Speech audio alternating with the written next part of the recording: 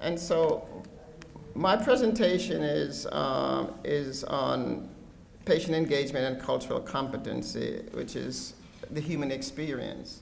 And again, I mentioned before, it's a collaboration between our previous Harlem staff and current Harlem staff.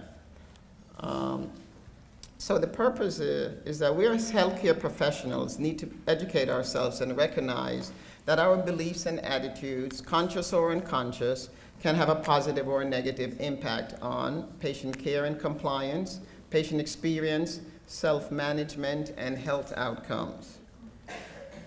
Learning objectives is if we improve the health outcomes of the elderly Black population, we want to increase empathy, respect and understand the individual's cultural beliefs regarding their health, prevent judgmental behavior directed at patients, prevent disparate care, and maintain patient dignity at all costs. So let's, as healthcare professionals, as a group here, what is it that, what's our cultural beliefs and attitudes that is shared? We value family, I would think, work, integrity, religion and culture, ethnicity, finance, health, fun, recreation, privacy. We value dignity and respect, and we value choices. And the reason why choices is underlined, I'm going to see the difference between us having choices, and patients may not have a choice on certain things. So as healthcare professionals, we want to be viewed as professional, knowledgeable, honest, caring, empathetic, non-judgmental, a problem solver, and we want to be culturally competent. So as patients, are the patients really different from us, do we think? So I would say patients value family, work, character, religious, cultural, ethnicity, finance. They value health, fun and recreation, privacy, dignity and respect, and they value choices. And this is where it's going to be very interesting. So amid the diversity, what do patients have in common? They don't have a choice about the disease. That's where choice becomes limited. Once diagnosed accurately, the disease is non-negotiable. You can't give it back. You can't decide, well, I'll take the cancer for 3 months. If I don't like it, I'll come back and get the flu in another 3 months. It just doesn't happen that way. And in case of chronic condition, the disease and its symptoms may remain with patients for life. Patients may be forced to change their lifestyle and or job as a result of the disease, temporary or permanent loss of control over one's life. And at any point in our lives, we as health professionals may become patients as well, and so the interest in the non-negotiable disease, once accurately diagnosed, that you can't give back, and the only other part of life that you can't give back as well is your family. You could disown them, but you can't get rid of them. They're genetically tied to you, and hence, that's non-negotiable as well, whether you like them or not.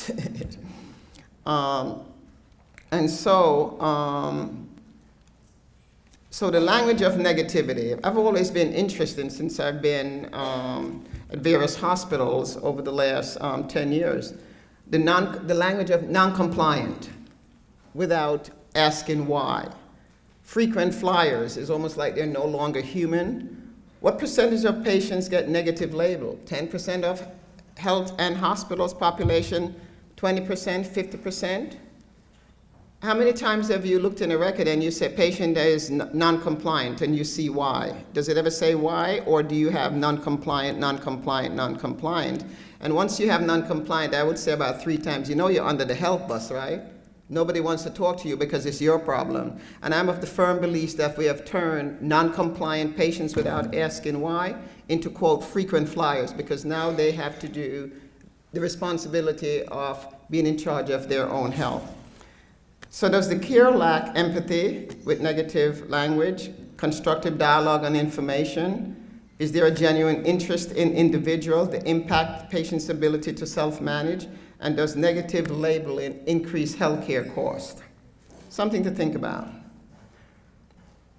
And so negative language can cause potential adverse health outcomes because the engagement now is not as, patient is not as engaged as to someone that you particularly value and have a positive sense about who that person is. It can have repetitive emergency department visits, cause increased readmissions, limit willingness to educate patient, and increase the health burdens for patients. So the ultimate culture, when I refer to it as the human experience of the non-negotiable disease, you can't give it back and it may be present for life. So individual value, we value individuals based on their ethnicity, religion, age, race, gender, education, socioeconomic status, and language. So there's culturally sensitive needs for English-speaking population, non-English speaking population, and limited English speaking population. Because if we don't value the individual, you could see where increased disparity, increased mistrust, increased non-adherence, decreased knowledge base, and decreased patient engagement can occur in either population, whether they are English speaking, non-English speaking, or partially English speaking. So if the patient is not valued, then from the physician or the health caregiver perspective, I may be detached from the patient engagement process. I may not be as effective explaining medical issues and medication as well as I should. I may not engage the family. I may unintentionally influence other staff behavior, and I may unintentionally substitute do no harm for harm. So what do we know about the cultural needs of our community that we serve? What do they value? Household decision maker, their feelings about herbal medicine, truth about healthcare trust of healthcare institution. Do we know what's important to the elderly population? Is the decision maker the caregiver? What is the perception reality of the community that you serve? What is required for communication skills? And do we know and understand the historical impact that affects African Americans? So the definition that I found in cultural competencies defined as the ability of providers and organization to effectively deliver healthcare services that meet social, cultural, and linguistic needs of patients. A culturally competent healthcare system can help provide health outcomes, quality of care, and can contribute to the elimination of racial and ethnic disparity. So I was at Kings County back in 2011 up to 2014, and I thought that what we learned about these patients, the elderly, I thought it was so important to share with everyone and hear the patients' voices, and I'll tell you why. So in Kings County, the African ancestry is front and center. 93% of the population are from African ancestry. Approximately 65% of the patients are from the Caribbean, 35% are African American. Patients of non-African ancestry are 4% Hispanic, 2% white, and 1% other. Approximately 80 to 90% of African American patients are from North and South Carolina. The top 4 islands are Jamaica, Trinidad, Haiti, and Guyana, and the 3 common languages are English, Creole, and Spanish. So the African, as Dr. Bassett alluded to, the African American migration history from North and South Carolina to New York. And the reason I focused on North and South Carolina is because 90% of the patients in the cohort of patients that was in congestive heart failure, readmission prevention, came from North and South Carolina. We're going to talk about that in a minute. But just 35 years after the Emancipation Proclamation, African American communities had begun to thrive. One community in particular was the city of Wilmington, North Carolina, which thrived economically until the massacre of 1898. And there's a documentary on the Wilmington massacre. Everybody wants to look that up. And by 1900, significant portions of African American population had begun migrating from North and South Carolina to New York to escape the atrocities of the Ku Klux Klan Jim Crow laws. And that went from 1876 to 1965. So Kings County Hospital Congestive Heart Failure Readmission Prevention is an interdisciplinary task force. So there was an interdisciplinary task force, which I chaired, and we had to, we met every morning from 9 to 10, And this is what we were, the commitment that everybody committed to not to be judgmental, not to use the word non-compliant without asking why, improve patient engagement and cultural competency, identify who is African American and who's Afro-Caribbean, and recognize and heighten patient value. And the daily questions that we asked when we were discussing a case, so who's the individual? Not who's the patient, who's the individual? What are the fear factors? What's important to that individual? And where's the individual in the acceptance of the disease? And if we couldn't answer that, then the team would have to go back and find it and talk to the patients. So needless to say, we had a lot of patient conversation.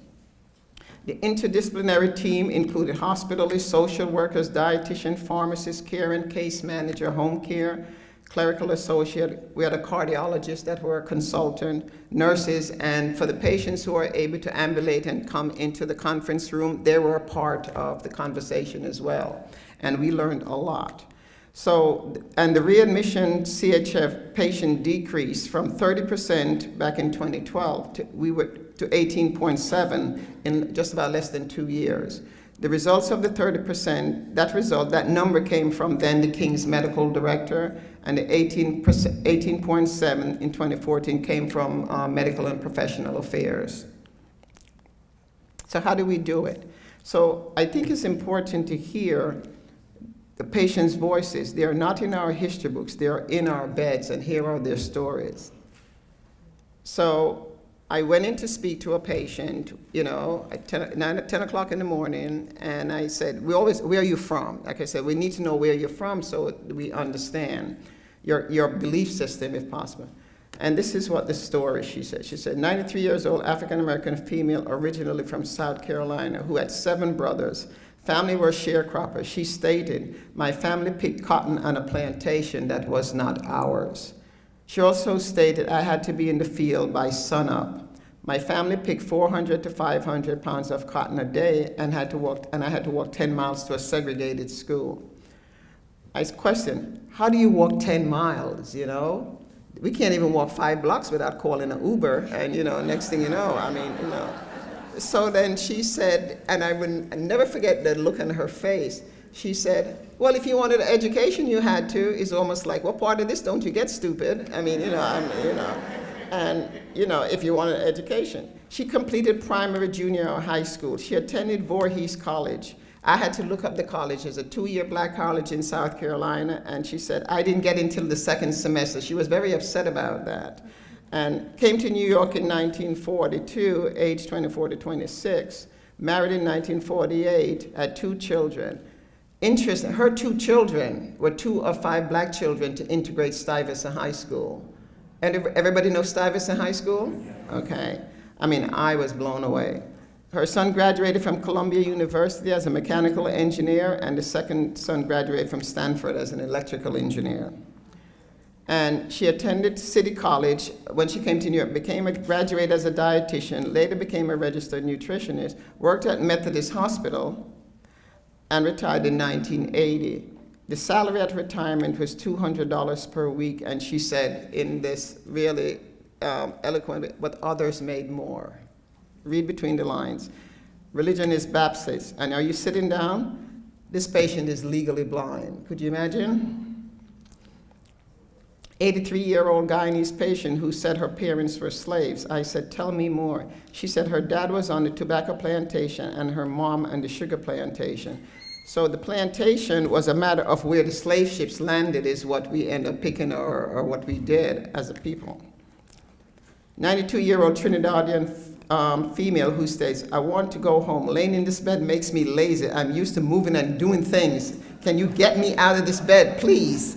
And 84-year Guyanese female, when the nurse brought her 4 medications and offered her water to take her meds, she said, I don't want your water. I have to eat, then take 1 pill, eat again, and then take the rest in the same way.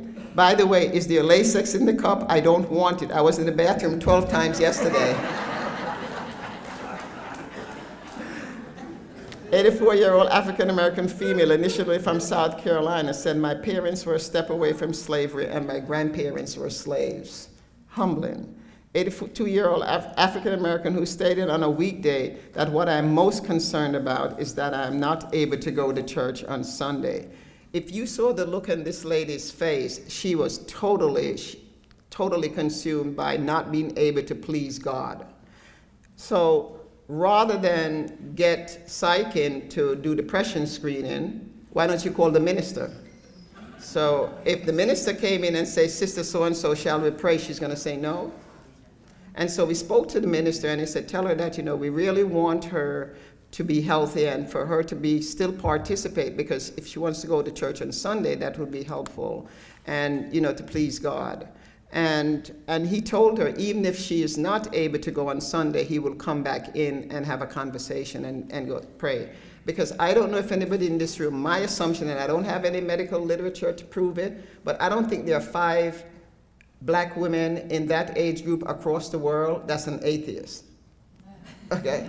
And so the role of religion in this population is really heightened, and it's a part of who they are.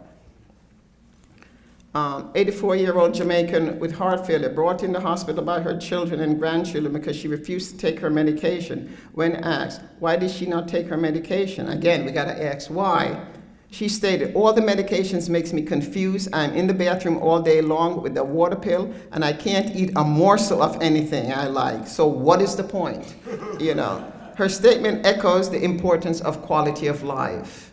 Okay, so even when you're that age, quality of life is important. And we were able to get the team to come in and meet with her to go over a medication. Is there some of the medication that we could combine, or some of the medication that we could take away? And 78-year-old African-American female, initially from South Carolina, was dissatisfied at her hospital experience, and she said, I picked cotton in the South and I paid my dues. I don't deserve to be treated this way, okay? So if you look at the references and what's culturally competent, if we are not a part of the cultural competence discussion, because in this world, cultural competence seems to be related to to language. The English-speaking population is a part of this cultural competency big time. And I'm almost done. So this was very interesting. 94-year-old patient was from Mississippi. Like I said, 90% of our patients was from North or South Carolina. I said, Mississippi, you're throwing my metrics off. You're supposed to be in Colorado somewhere. And he said to me, when did you come to New York? 1940s. What type of work did you do? He said, I was a Pullman porter on the train, and my name was Joe. Joe do this and Joe do that. It was humbling. I told him, thank you for being who you are. I said to him, your name isn't Joe, right? So I told him, thank you for being who you are. If it weren't for individuals like you, I would not be here. How can I help you? And if you want to learn about the Pullman porters, you could read about them. Very interesting. And so this was a very interesting, sort of fun patient, 89-year-old Jamaican with diagnosis of dementia. When asked where was she said she was at Brookdale Hospital. I said, you're at Kings County. She said, oh yes, I'm figuring in this world, and this is just my own bias, on a cultural competency during the Obama era, and if you're black and you say, who's the president, and you don't know, there may be some cultural issue, some cognitive issues here. So she said, who's the president of the United States? She says, he has a very funny name, and I won't remember, but he has a very lovely wife. She's always with the older daughter, and he's with the younger one. I said his name, which is true. So there is some connection between her and world. So I said his name is Barack Obama. She said, yes, but I won't remember his name, but I know he's African American. I thought that was funny. So if we acknowledge our patients' history, we would know that some of our patients may have been part of a civil rights movement. Some of our patients may have suffered a level of atrocity more than we could ever imagine. Recognition that access to care for some of the elderly black patients had nothing to do with simply getting an appointment. History prevented them from getting care. And trust of the healthcare system is still a matter of concern for some, not all. And I think there has to be bidirectional cultural competency from foreign medical graduates to American patients to foreign-born patients, and American physicians to American patients who are culturally different from themselves. Foreign-born physicians may have different belief systems, cultural norms, and social values from Americans. Americans and foreign-born physicians need to understand the role of race, gender, age plays in the delivery of healthcare. And the question is, does cultural competence in current day environment addresses any of these issues? Injustice, mistrust, racism. The right to vote, which is only 52 years ago, which is a drop in the historical bucket, and the Tuskegee study. So what have we learned? Behavioral change starts with health professionals. Professionals and patients share the same human concerns and emotions. We can be patients at any point in time, and illness trumps race, gender, and culture. Historical baggage can influence patients' behavior, fear, and trust. And terms such as frequent flyer, non-compliant without why used over time in a healthcare setting towards patients can potentially create a culture of callous disregard. A culture of callous disregard can negatively impact patient health and safety and thus affect patient compliance. That we all can be patients, as stated before, and the elderly, and specifically the black elderly, matters, and the patient engagement for this population is key. So in closing, just some statements. Difficult patients are not just born. They are in part created by their passage through the medical system. Not only has the system failed to cure, it may have done unpleasant things to make matters worse. This came from a hematologist in a paper he wrote in 2001. It's more important to know the person who has the disease than the disease who has the person. Could you imagine? Hippocrates, when thousands of years ago, knew that, and we're just learning that now. It's fascinating. And just a story. During a patient's 2 weeks follow-up appointment with his cardiologist, he informed me, his doctor, that he was having trouble with one of his medication. Which one, I asked? The patch.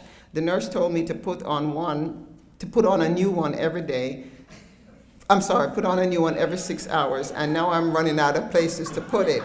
I had him quickly undressed and discovered what I hoped I wouldn't see. Yes, the man had over 50 patches on his body. Now the instructions include remove the old patch before putting a new one.